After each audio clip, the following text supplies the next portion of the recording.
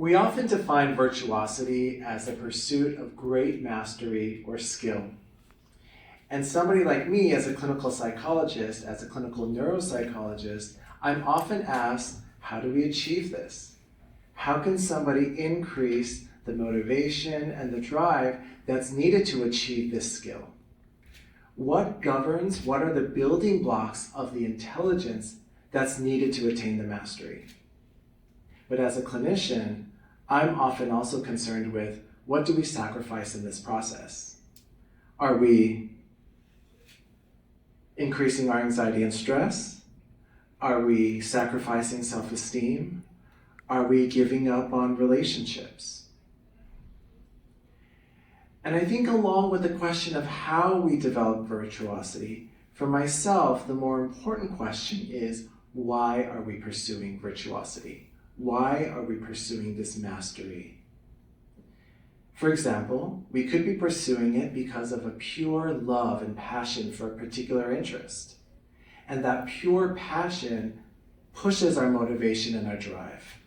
And we make sacrifices that we deem are worthy in order to achieve that perfection, right? Or just there's a feeling of joy and rightness in the world and within yourself when something great is achieved. Sometimes we are driven to achieve mastery because we think that it will provide meaning and significance to our lives. Or what some people are actually after is not as much mastery, but the recognition from others that may come along with it. As a clinical psychologist, I'm almost daily asked by people, what makes you happy? How do I be happy? And I think that a lot of people view virtuosity as a pathway to that elusive happiness. But as a psychologist, I don't like to use the word happy. I never use it because I think it's hard to define, it's elusive, and it's this moving target that I think a lot of times just ends up in disappointment. What I like better is the concept of contentment or satisfaction. Specifically, satisfaction being a sense of contentment without a sense of lack. I'm going to take, in order to illustrate this, I'm going to borrow a concept from economics, particularly consumer economics.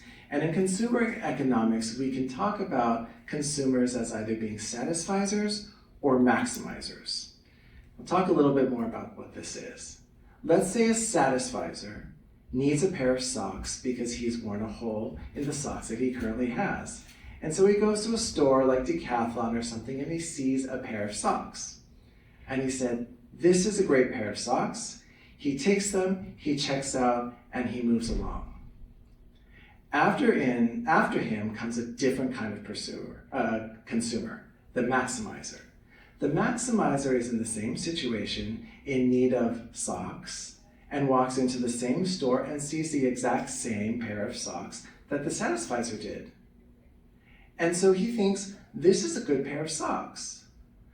I should probably buy them. But the weather's getting colder. Maybe I should buy the longer ones, right? It gets colder, I might need them. But you know what? We live in China where people are taking their shoes off all the time. Maybe I should buy the non-slip ones because that's better for like indoors and, when I go to people's houses. But then again, all the cool kids are wearing the low ankle socks and maybe I should, maybe I want to look more like them. Or, I've been told that I need to express myself a little bit more recently, so maybe to show my creative side, I should go for some color. And the maximizer, he wants the socks that ticks the most amount of boxes. And so he may end up selecting one of these pairs of socks. But he might also be plagued with questions like, was there a better choice? Did I waste an opportunity for a better decision? Did the perfect pair of socks pass me by? Was it there and I missed it? And all these questions are going on when the satisficer has long moved on with their day. And there may come a cold, foggy day like the one we're in now, right? And the maximizer on that cold day may be in his socks and regret his decision. He may think, oh, I should have chosen that merino pair. Did I waste my money on this pair? Did I miss out on that opportunity for perfection when I could have grabbed it?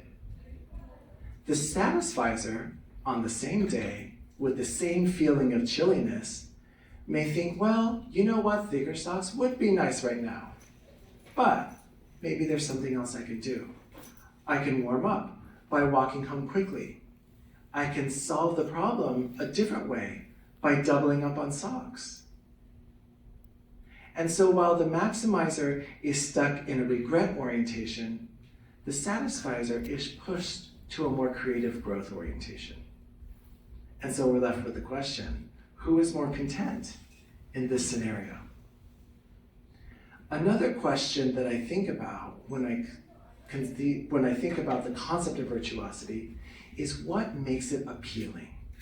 Why is it attractive to achieve great mastery?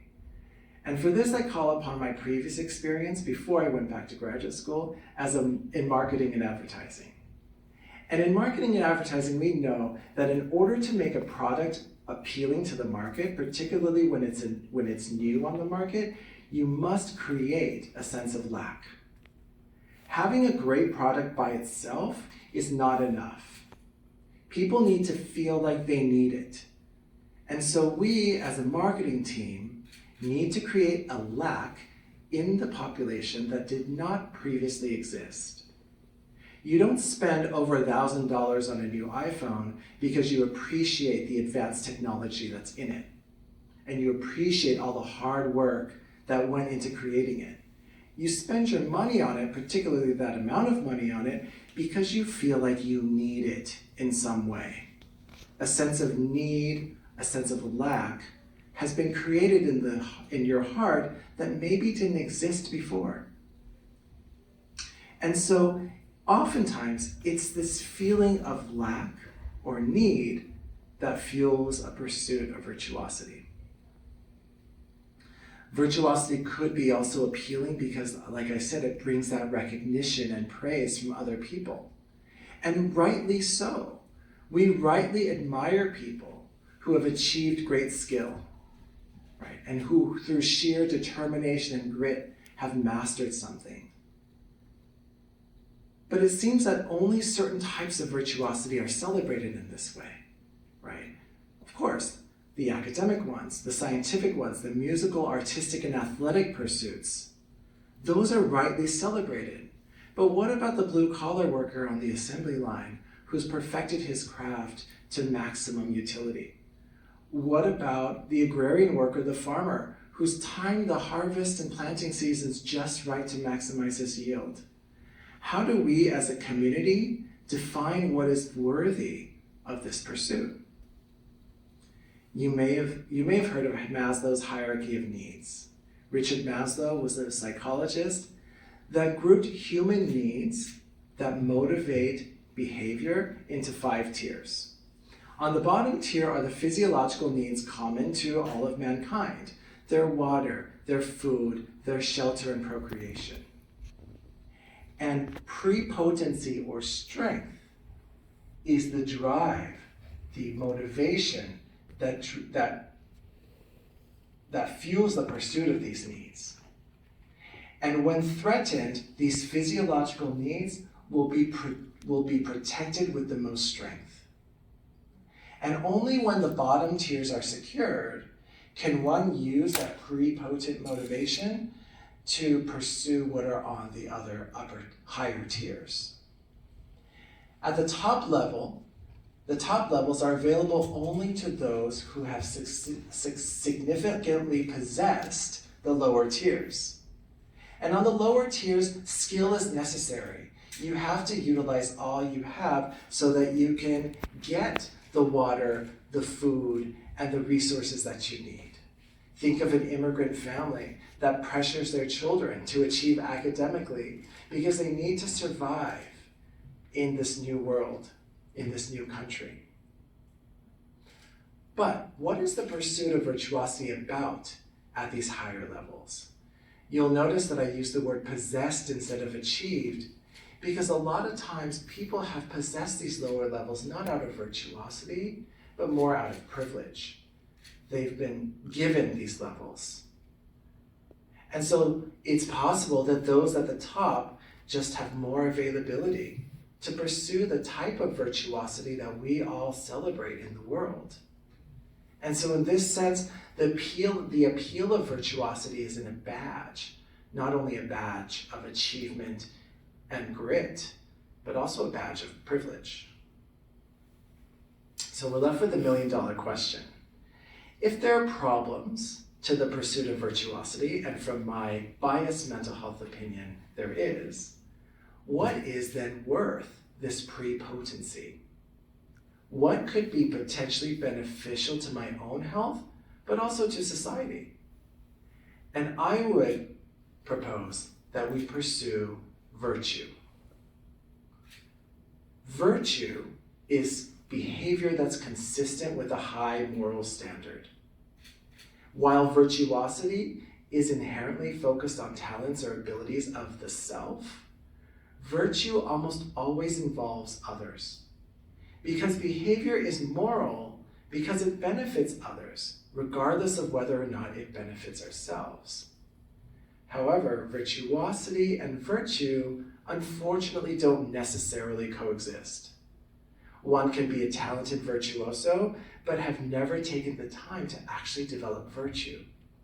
One could be the most accomplished bassoonist, but have never taken the time to develop what it takes to have deep relationships, to experience love, or develop the selflessness that it takes to raise a child.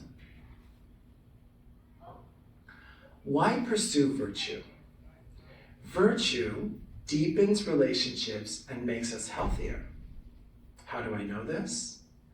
There's a famous study called the Grant Study, also known as the Harvard Happiness Survey, that followed only men, but I think we can learn something from it, 268 men over a period of 86 years.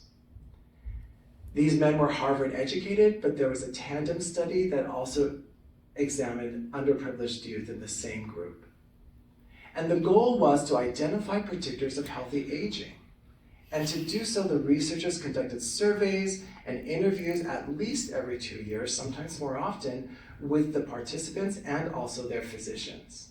And these surveys ranged in topics from mental and physical health, to how much they enjoyed their careers, to how much they made, to relational and marital quality. And what they found was that financial success, how much money one made, was correlated positively with the level of warmth and the warmth experienced from social relationships, and not correlated with intelligence. Also, men who experienced higher social relationship satisfaction were more physically healthy at 80 years old. And so what they found was the higher the warmth and satisfaction that one received from relationships, the more money they made and the more healthy they were. Also, a similar study, the University of Buffalo in 2013 published this, where the researchers surveyed over 1,500 older adults, where the mean age was 71, with also interviews regarding behavior and health. And in addition to that, they monitored their mortality. They kept track of when people died. And if a participant died, they interviewed their spouse around the circumstances of that death. And what the researchers found was that helping behaviors directed toward family or community members actually predicted mortality. The more one was involved in helping those around them, the longer they lived. And the mechanism that this occurred through was because helping behaviors buffered the negative effects of stress, including death. So it's very interesting how one develops virtuosity and how one achieves these heights that we all want to achieve, myself included. But I think that how we define virtuosity is biased. And when we discuss virtuosity, for me, it's important to make sure that it's not code for how do I get rich and famous? How do I find significance or meaning? How do I become more fulfilled? These things are not bad pursuits. They're good ones, and they're ones that I hope that I can attain too. But they don't necessarily have great mental health outcomes. The pursuit of virtuosity is not good for us if we think that pursuing it is going to somehow fulfill us or make us more satisfied and content. So while striving for this excellence is not a bad thing, if what we want to be is healthier or more satisfied, I suggest that we learn to appreciate and become content with what we have, regardless of the other people around us. If we want long life and good health, I would suggest that we look around at the needs that are present in our own communities and pursue virtue instead of virtuosity. Thank you.